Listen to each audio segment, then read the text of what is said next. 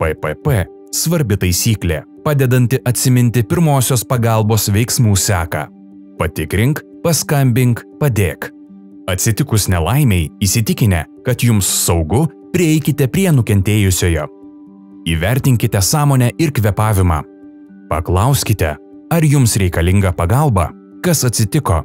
Įsitikinkite, ar nukentėjusysis kvėpuoja. 10 sekundžių stebėkite, ar kilnojasi krūtinės ląsta. Ar girdite ir ar jaučiate kvėpavimą.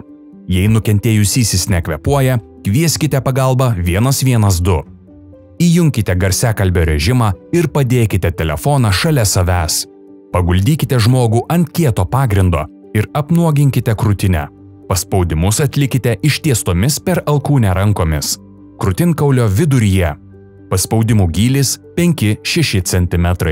Paspaudimus atlikite 100–120 kartų per minutę dažniu. Atlikę 30 krūtinės ląstos paspaudimų, įpūskite 2 kartus. Kartokite šią seką, kol žmogus atsigaus ar sulauksite specializuotos pagalbos. Atnešus automatinį išorinį defibriliatorių, įjunkite ir klausykite garsinių nurodymų. Priklijuokite elektrodus. Paspauskite analizės mygtuką, jei jis yra. Defibriliatorius praneš, ar bus reikalingas elektros šokas.